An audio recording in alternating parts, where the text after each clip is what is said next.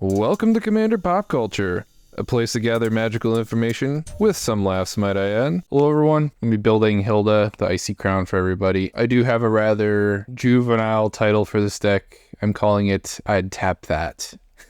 You know, since 100% of my subscribers and folks who watch my channel, they're male, so I think we'll all get a good kick out of that. It's a fun little innuendo because you're all about tapping other people's stuff with this deck. You don't say.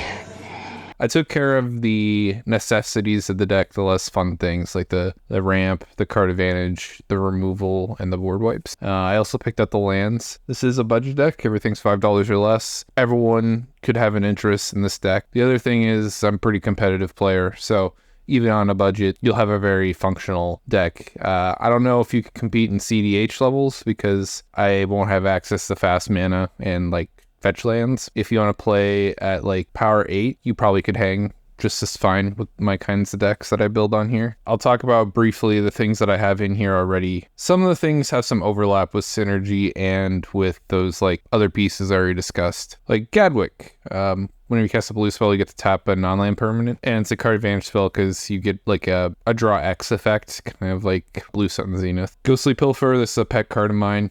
Whenever someone casts a spell that's not from their hand, you draw a card. Goldmer and Silvermer, they're mana dorks, but looking at this deck and just based on Hylda's ability, whenever you tap something, you pay 1 and then you get one of 3 options. Because you're all about tapping other people's stuff and a lot of creatures tap other people's things, this seems like a really good deck for Intruder Alarm. I specifically want to get creatures that tap for mana. That way I could infinitely do whatever with Intruder Alarm. That is why Silvermer and Goldmer are in here. And I'll probably add some more of the Mers down the road as I build this deck. Shrey Numbing Depths, card advantage piece whenever I tap someone's thing. I can only get it once a turn, so it sounds good, but it's card advantage. If I go around the table, one full revolution, that's 4 cards. That's a pretty sweet deal. Cut a deal. When I play card advantage stuff, I prefer things to be a one-man investment per card that I get. Cut a deal fits that nicely. Treasure Cruise, Delve is a very powerful effect, and if you don't run Treasure Cruise in your blue decks, I highly recommend you do. Vanquish the Horde, one of my all-time favorites. It's just a basically Blasphemous Act in white. Winds of Abandon can be single target and a board wipe. I love overload costs. Day Through Time's another card advantage piece with Delve. Some mana rocks.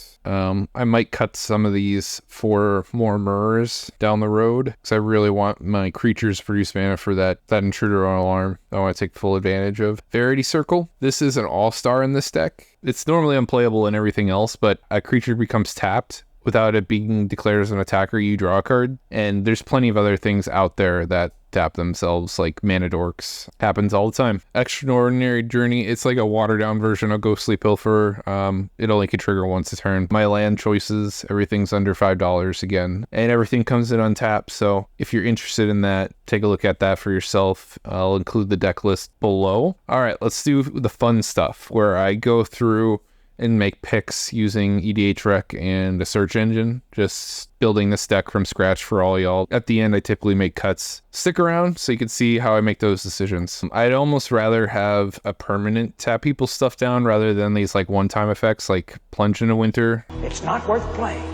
We're probably just going to ignore a lot of those. If I'm going to be tapping something down temporarily with like an instant or sorcery, it better tap everything down, and I kind of want it to happen at instant speed. That's probably the only exception that I would make for these like temporary effects. Like Bluster Squall, this is a fine card. Instant speed, overload for 4. Opposition, that's an all-star. You tap an untapped creature control, you could tap a target creature or land. If you choose to make the token, you could tap everything down. If I have Intruder Alarm in combination with opposition, that's infinite tokens. Quarter to Street Denizen, whenever a white creature enters, you can tap something. I wonder if the token is white. I think it's just blue. Oh, it's a white and blue token? That's very interesting. I might actually do Court Street Denizen then, just because you make the white-blue elemental, you tap something down and keep the train going, make a really wide board. I like Citadel Siege because if you choose dragons at the beginning of combat on each of your opponent's turn, you get to tap a creature that player controls. So something that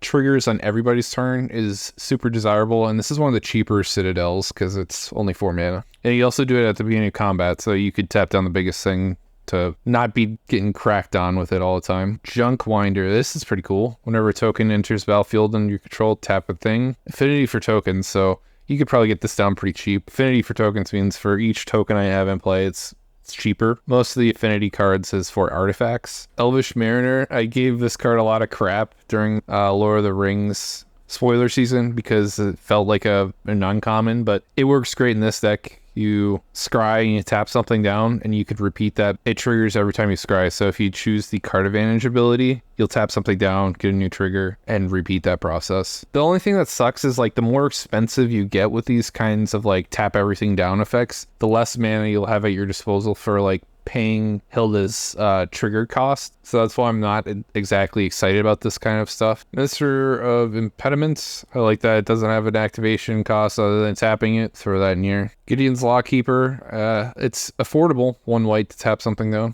And it's a 1 drop. I want those activation costs to be cheap so I can, again, pay Hylda's costs. As low as Arnak Captain makes a lot of sense. You get, whenever a creature comes into play, you get to tap something. You pay 1 to Hylda, make a new creature, and you just go down the line. Throw that in here. Pretty wild that Hylda has gotten a lot of support just from like the sets before it very recently. This is another one of those Lord of the Rings cards I didn't like too much, but fits great in this deck. Gold Metal Harrier, sure. Drumbelor, that's pretty sweet. You get to untap all my creatures during each other player's untap step. Be really nice and handy with my Gold Meadow Harrier kind of effects. Sunstrike Legionnaire, I have a buddy that built the Hylda deck, and this thing just wrecks people. It always impresses me. It doesn't untap during your untap steps, but whenever another creature comes into play, you get to untap it, and it has a tap ability where you get to tap something mana cost 3 or less. You just go down the line. It's a cheap activation cost, and you just make the token and you repeat the process. Noblesse of the Urn isn't bad. It's an attack trigger. We'll throw it in here temporarily. Fate Stitcher is interesting because it lets me untap things. Could be a combo enabler with Intruder Alarm. Flaring Kraken's good. This setup would be 2 mana. Whenever I draw a card, I pay 1. When I do that, I get to tap something down, and when I tap something down, I pay another 1 with Hylda to draw another card and just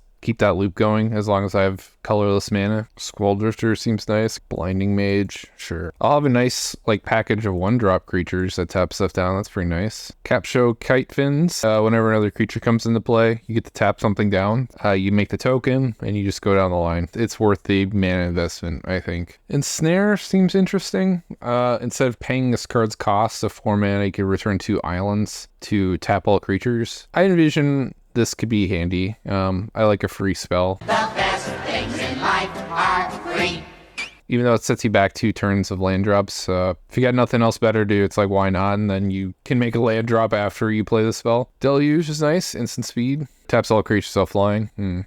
I don't think I have a counter magic package in this deck, even though I should. Could add all the typicals like Dovin's Veto, negate all the 2-drop ones or cheaper. Offer you can't refuse. I've had a couple of good like blowouts with Offer that I've actually done on the channel if you haven't seen me do it. It's a really good counter magic spell. Put some Turnabout in here. It's going to be a good deck for Flawless Maneuver since you make a lot of bodies. And it's a free spell that's within our budget. Aether Shockwave, you tap all spirits or tap all non-spirits. I feel like spirits are pretty rare. Also happens at instant speed. Approach is interesting because I could scry to that second cast a lot faster. Since I'm going to be relying on Intruder Alarm, I think, to close out games, Ideally Tutor is probably worth my time. We'd like to keep our commander alive, throw in Lightning Greaves. And then, like, I have plenty of creatures I'd like to activate the turn to play them. Not sure why Astronaut's Altar is a recommendation. I guess I could sack the token to make 2 colorless, and that might be able to net me infinite mana to keep doing stuff. Yeah, that makes a lot of sense, actually, after I think about it again. It'd probably combo with a lot of the things that tap something down when a creature enters the battlefield, like Court Street Denizen. There's the key card, Intruder Alarm. Hadn't added that yet. I haven't played an Intruder Alarm in a long time, so this will be fun. Tokajas cares about CMC, so if I make a 4/4 body, potentially see 4 draws per revolution. I like Dismiss into Dreams. You turn everything into a spirit,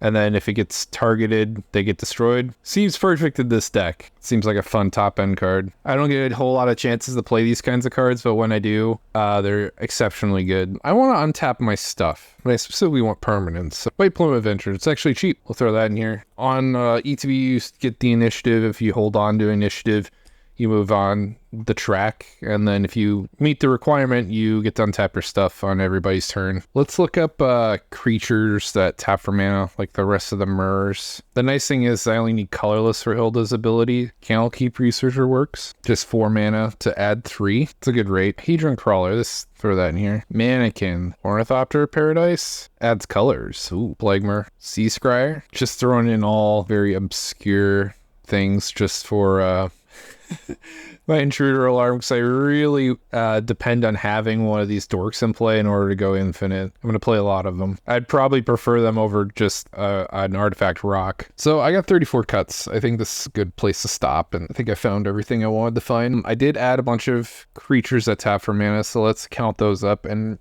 shave down my artifact rocks. 2 of them were already accounted for. I might just get rid of these colorless producing ones. Palwar Stone's not too terribly consistent. Do I need the Thought Vessel? Not really. It's just a quality of life kind of a thing. I guess 12 rocks isn't the end of the world, because at least I'll get to use that mana. We're gonna cut the conditional card advantage. I have plenty of card advantage that's not conditional. There's some X spells that I don't really need. Since Counter Magic's like the ultimate removal spell, I feel like I don't need to be investing 3 mana for things like Generous Gift, the Stroke of Midnight. So let's organize this by cost. Symbolized Angel's nice, but I got plenty of interaction. It's not like as big of a payoff as some of these other stuff. Just need to make my CMC a little bit lower. Sentinel of Eternal Watch. I don't like the cost of this thing for what it does. It's just not worth my time. Again, this just seems expensive for just tapping one thing down. We're gonna just be done with it. Since I'm not running the pairing, I guess I cut this. I can't consistently make a permanent leave the battlefield, unfortunately. Sorry, Lulu.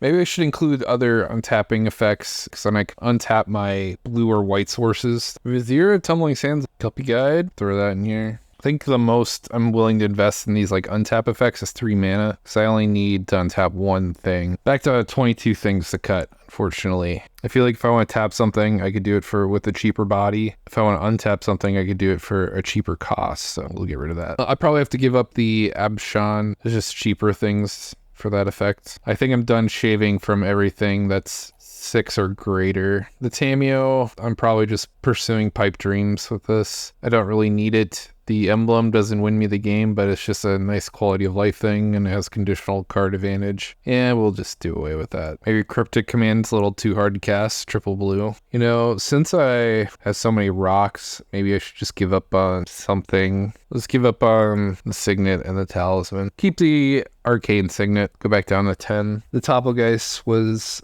a bit of a pipe dream, so I can't turn on Delirium consistently. For that to warrant its slot. Yeah, we'll get rid of Icy Blast, because I'd rather just have everything tapped down, and there seems to be plenty of those in my 4-drop slot. Maybe I give up on these kinds of effects, the stuff that tap things down that aren't creatures. Yeah, I think I got plenty of creatures that do this that combo with my Intruder Alarm, so we'll give up on that, and probably Icy Manipulator. Pillar can go too. Maybe Teferi. Maybe I don't need this kind of effect. I think if I just focus on the Intruder Alarm plays, got 10 more cuts left. Fate Stitcher just seems expensive for what it does. Got plenty of 3-drops to fulfill that slot. 2 creatures tap something else. We don't need that. Plenty of my creatures tap other people's stuff down. This might not be good enough. Get rid of that. We'll also cut the sword that does the same thing. I want to be able to tap things down on other people's turns. Maybe I cut the Cypher stuff for the same reason. I might cut Willbreaker because it's not permanent. As soon as he dies, everybody gets their stuff back. I think I have excess removal. Let's shave some of these off.